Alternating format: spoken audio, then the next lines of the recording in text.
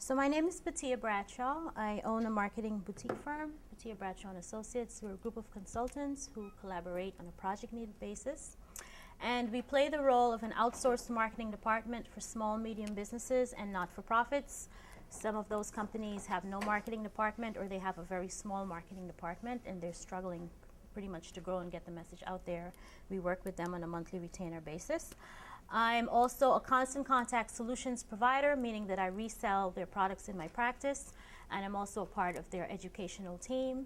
So I do lots of best practice presentations in the New York metro area on their behalf, but this is actually my own presentation. I did one of theirs this morning, and I'm doing one this afternoon at some point.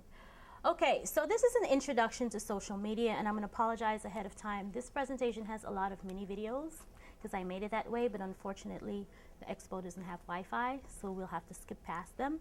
But if you guys are interested, I can send this presentation to you. So make sure that, is there a signing sheet or something for this seminar? So make sure that you sign, give them your email address, and once they give it to me, I'll make sure you get a copy of the presentation so that you can see everything. Alrighty? So in terms of the agenda, this is what we're going to go over today. Overview of social media. Fortunately, this video is really powerful. It gives statistics about why you should be on social media if you have a small or medium business. It's no longer an option. Pretty much choosing not to participate in social media means you're choosing not to exist within 5 years. So if you're serious about your business and growing, it's no longer a choice, guys. You have to participate. How social media fits into your overall marketing strategy. So it's not a magic trick. Marketing 101 has not changed. If you don't have a strategy, doing social media will do absolutely nothing for you. A closer look at the top networks. And then most importantly, you're doing anything, measurement is important, because if you're not measuring results, you're pretty much wasting your time. All right, so let's get started. You're supposed to see the video, and then I was supposed to say this. These are the highlights of the video. Anyway, Facebook has 1 billion users, okay? Facebook was a country, it would be the 3rd largest country in the world. How crazy is that? And yet, Facebook is banned in some countries, China, right? They're not allowed to have Facebook, and they have one of the world's largest populations. So imagine if they were allowed to be on Facebook. It'll be in the billions, not just 1 billion in terms of users, okay? Who here is on Pinterest? We're all women that raise our hands. 97% of Pinterest users are women. Does anybody know how Pinterest started?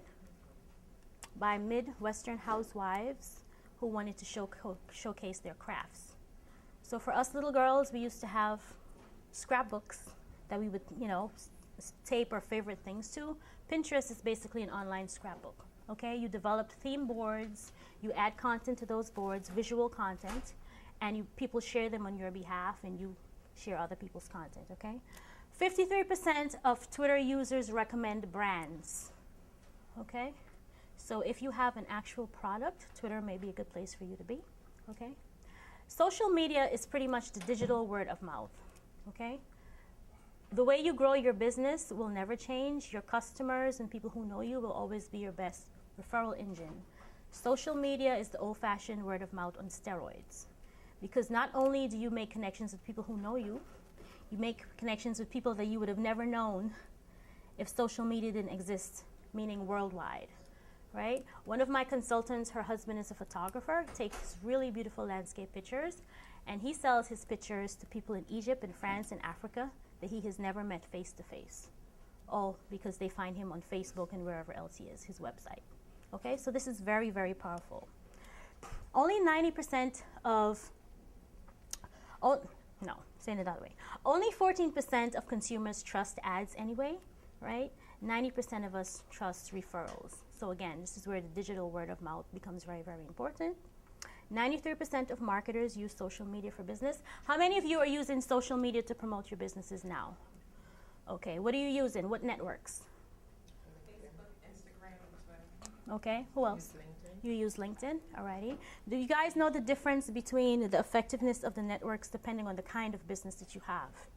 If you have a business that's business to consumer, so you have an actual tangible product, Facebook, Twitter, Instagram, Pinterest are the networks where you're going to get the most traction. If you have a business like me, right, I sell services, can't really feel it, right? But I'm looking to connect with business owners and people who make decisions. LinkedIn is where I get all of my qualified leads. However, I still do have to maintain a Facebook, Twitter, other presences. First reason being I sell those services, outsource services, so people want to see, okay, what are you doing for yourself? And also I do it more as a brand awareness thing, okay? So you have, as you develop your strategy, you have to kind of figure out what the purpose is in doing all of this, okay? And know the kind of activity that's going to happen for you on the different networks. And again, the return of investment in social media is that if you're doing it correctly, your business will still be around 5 years from now. If you're choosing not to do it or you're doing it incorrectly, 5 years from now, you probably won't be here, right? So this is something to think about. It's no longer an option. Okay, so how does social media fit into your overall marketing strategy, okay? The great thing about this stuff, you guys, is that it has leveled the playing field for small businesses and not-for-profits, because you no longer have to have $1 million ad budget to do billboards in newspaper ads and television commercials to reach your target audience. You know, these days, for little or no cost, you can reach an even greater audience, okay, using social media, okay. However, it's not a magic wand. What else is going on, all right? I like to start with thinking of branding, right? When a lot of people think of branding, the first thing they like to think about is their logo, right? Logo actually should come after all of the other important stuff. It's a representation of the strategy, your company culture, all of that stuff. The logo should come last, all right? So this is what your brand really is, right? Your brand is your company's personality, okay? It's the visual image that's communicated by that logo, okay? So unless you're putting some thought into what's going into the development of that logo, you're pretty much not really developing an effective brand strategy, okay? Your social media efforts, therefore, should come along after all of this, right? And should convey the same principles that went into your overall branding strategy. You guys okay with that? You get what I'm saying, right? If a lot of people approach me for social media services, and honestly, I never start wildly posting on anybody's page until I do what I call a discovery, where I look at what's going on with them internally and in their competitive space. And quite frankly, a lot of them, I have to tell them, you're not ready for social media yet. If your website says copyright 1999, guess what? Let's fix the website. You know, if your business cards don't look that great, let's fix that first. Because the one thing social media will do is overexpose you, which is why a lot of people don't like it. And you don't want to be overexposed and you don't have your act together. All right, so these are things to think about. All righty. Combining with email marketing, all right? A lot of small businesses start off doing email marketing, which is recommended because you're a little bit more comfortable with it, right? Everybody's been using email for a very long time. In terms of measurement and analytics, that's what my first workshop was about. It's very easy to kind of figure out exactly what your audience is responding to. When you combine social media with email marketing, it forms what I call the dynamic marketing duo, because email marketing is really effective for staying at the top of the mind of the people who already know you, whereas social media is where you gain exposure to those communities of people who don't know you. Just think about what happens on Facebook. Easiest way to explain this, right? You post something, you only have 100 friends, but guess what? Every one of those 100 friends have 200 friends, all right?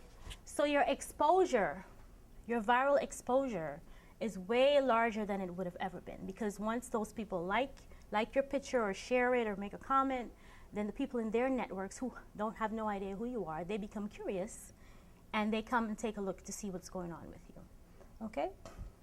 So this is kind of like how email marketing and social media work together, right? So email marketing, like I said, allows you to keep in touch with current connections, develop loyalty programs, right? And it's highly effective because it is permission-based. So word of caution, when you're adding people to your list, you should be asking them permission. Business card swap does not mean you have the right to start emailing people. You should be asking them, is it okay if I add you to my newsletter list? Okay? This is the way of protecting your list, because if people are giving you permission to communicate with them, they're less likely to unsubscribe from your list or mark you as spam, and more likely to read your content and share on your behalf. All right? Social media, like I said, allows you to expand your reach to new customers that you would have had no way of doing so before, unless you had $1 million ad budget. Okay? content is king. Everybody says this. You go to every social media seminar and they will at least say this one phrase, right? The value of the content that you're distributing on your social media networks and your email marketing is what will inspire that trust in your audience and inspire two-way conversations and inspire sharing on your behalf.